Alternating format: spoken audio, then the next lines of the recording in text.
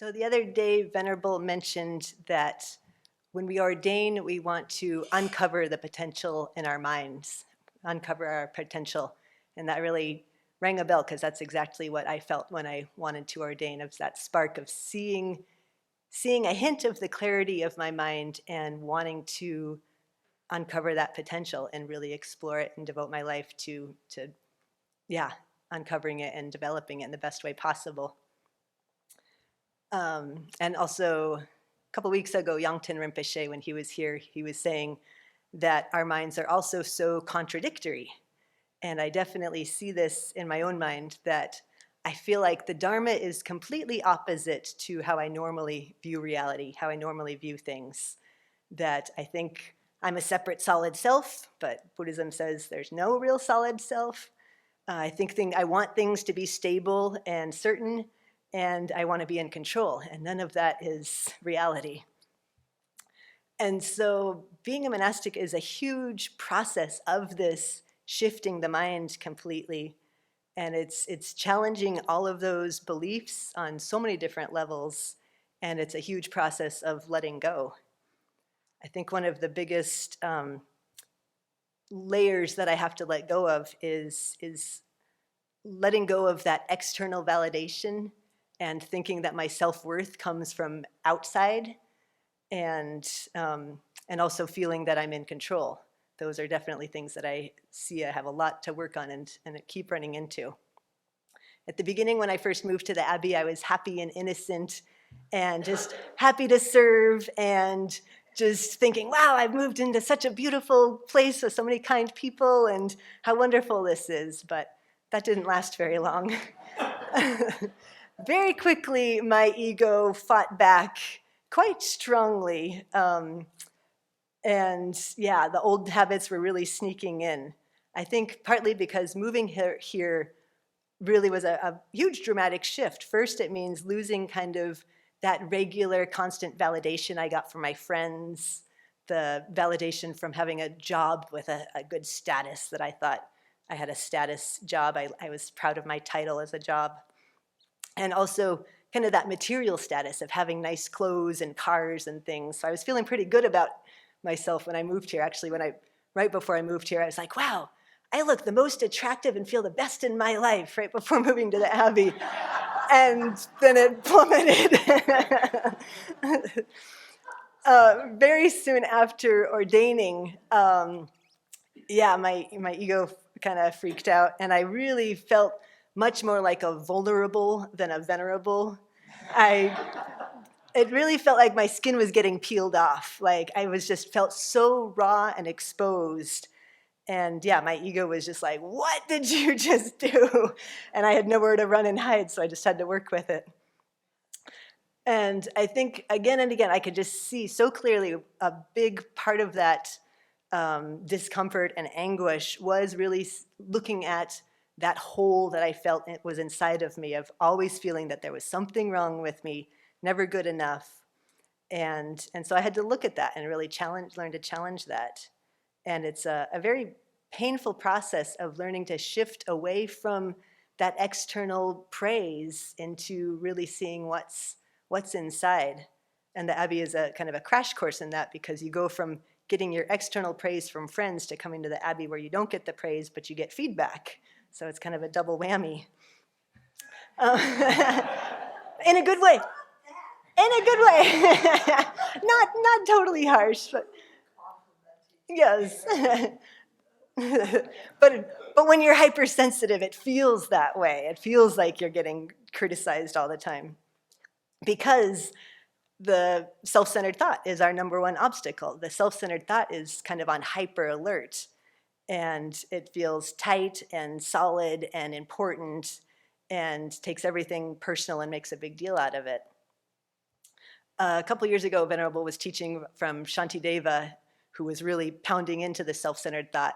And I kept writing self-centered thought in my computer, and I wanted to find an acronym to make it shorter. And so I played with the words. I've mentioned this before in past BBCs, but I came up with the acronym SCAT, self-centered afflicted thought. And SCAT is also a term for animal wildlife poo. And so I thought that was appropriate, that And so I've had endless fun with this analogy of identifying different ways that the scat makes a big mess of things.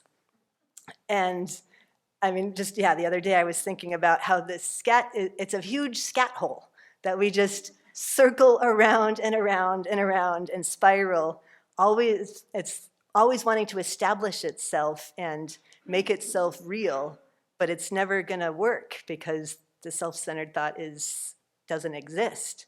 And so it's just a huge time suck and time waste trying to prove that self-worth and existence, but it's never gonna work. And so it's like a black hole. It's just never gonna be fulfilled. And in that vortex of the self-centered thought, there's many different expressions, and I think especially comparison and competition can be especially painful, always kind of assessing, am I better, am I worse, am I good enough? Another really painful one is power trips. Those can be kind of especially gross, of kind of having this sense of, I'm better, you're worse, and having a feeling of dominance or suppression. And that's really driven by the view that to have power means to be in control, which means to be happy. And like Venerable was just saying recently, that to have power never brings happiness. It's, a false illusion that to be power brings happiness. It actually brings a lot more attention. It makes me a lot more tight in thinking that I have to carry the load and be completely responsible for everything, that there's nobody can help me.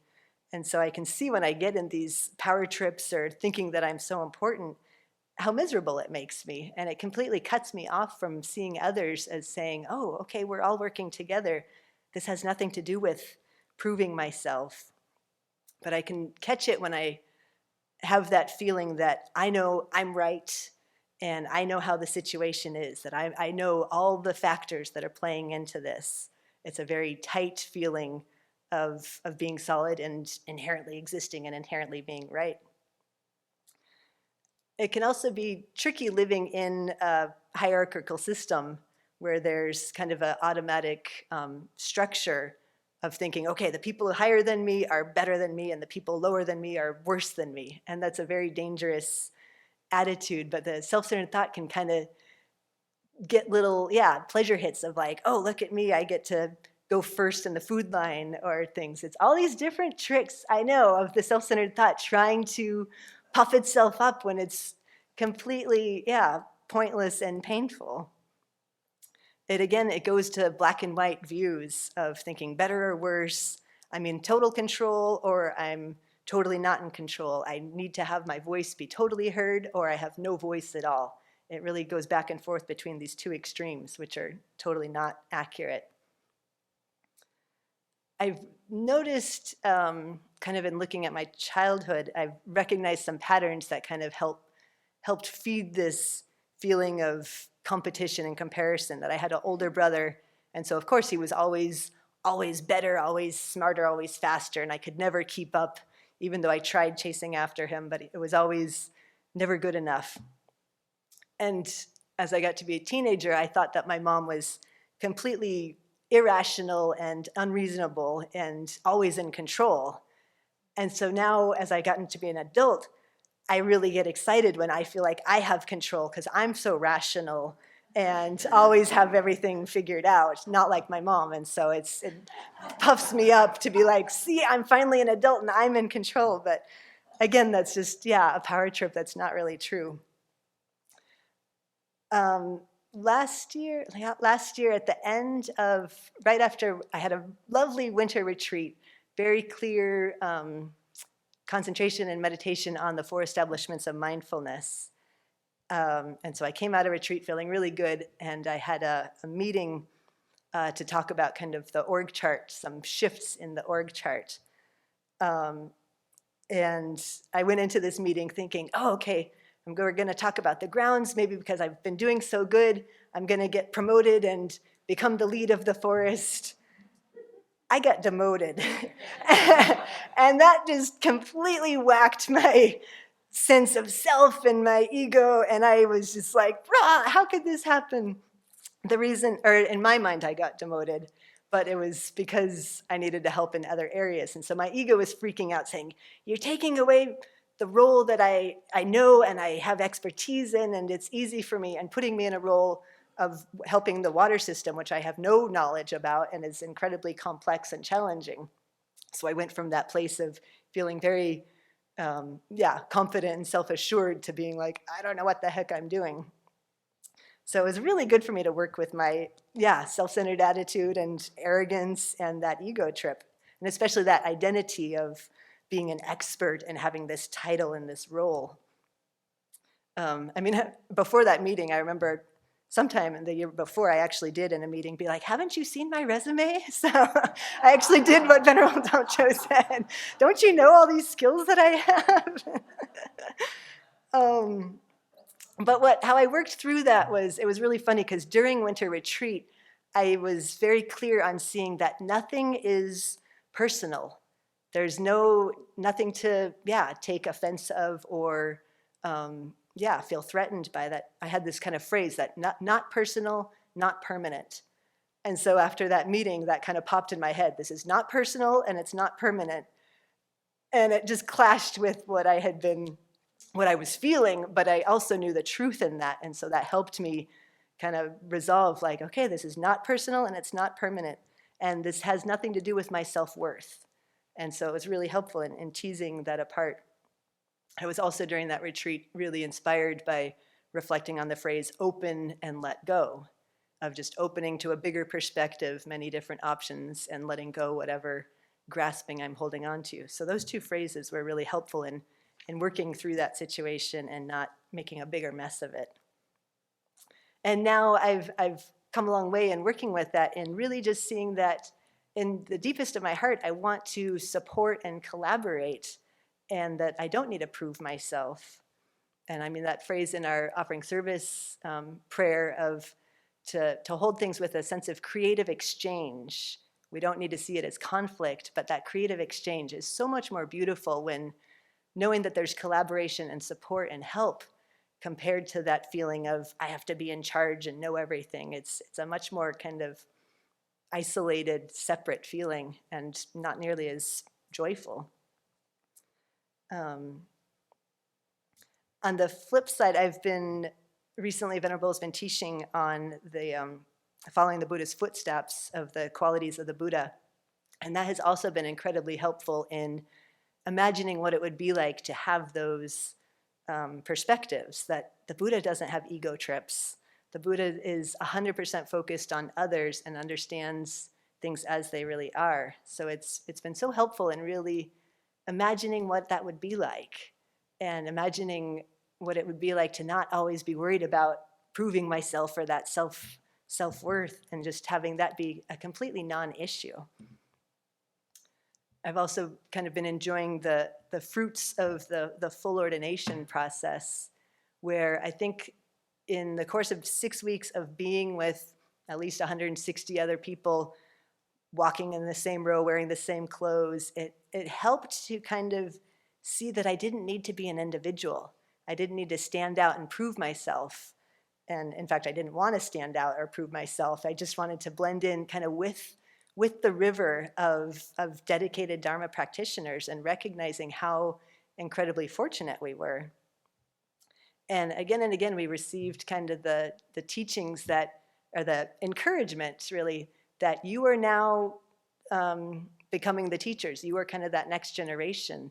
And so it was really beautiful to reflect on that, kind of seeing that's how the Dharma has been passed on since the Buddha, of teachers learning, listening to the teachings, and eventually becoming teachers, and then passing it on to the students learning and growing and becoming teachers, and seeing that flow, that continuous flow, not having to stand out as an individual and prove yourself, but just kind of letting go into the Dharma and letting that carry forward, and how powerful and important and precious that is. And so I have kind of a much more deep appreciation for the Dharma, and that process, and wanting to really embody it and carry it forward is so much more important than trying to prove myself or dominate or control others. And really recognizing and nourishing that Buddha nature inside me and in all of us is so much more important. And a more accurate way to live.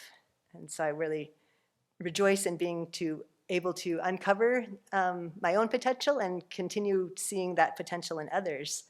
And so may we do that to keep working and helping in whatever way is possible.